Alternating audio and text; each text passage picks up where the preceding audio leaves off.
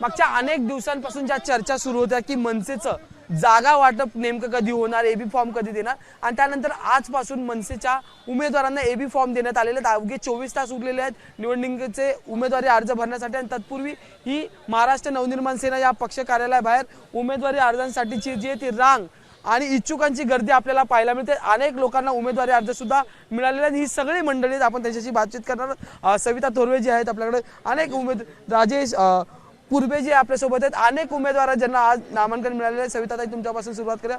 काय भावना आहेत? चेहऱ्यावर एक स्मित हास्य आहे तुमच्या। एबी फॉर्म मिळालेला आहे, 2017 नंतर निवडणूक पार पडते, काय इच्छा?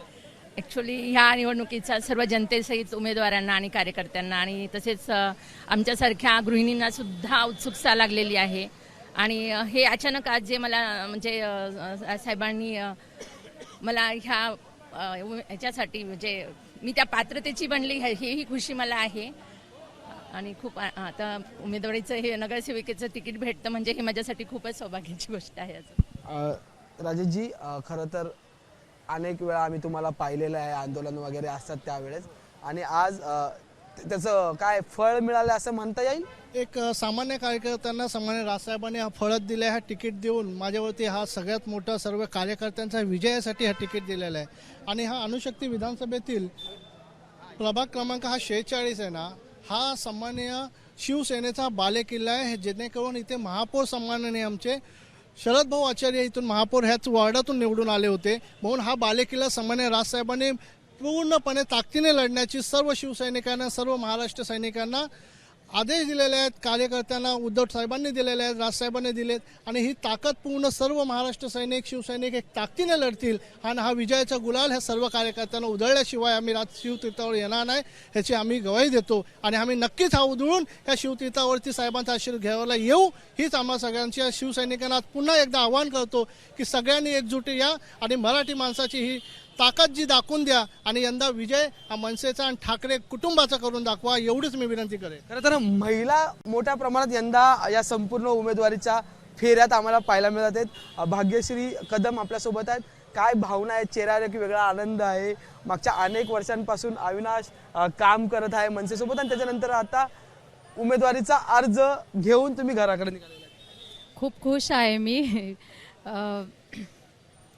राजसाहेबांनी एक महिला म्हणून जो विश्वास दाखवला, तो मी एक पहिली महिला नगरसेवक म्हणून सार्थक ठरेल, आणि ते रिझल्ट लागल्यावरच तुम्हाला सर्वांना कळेल।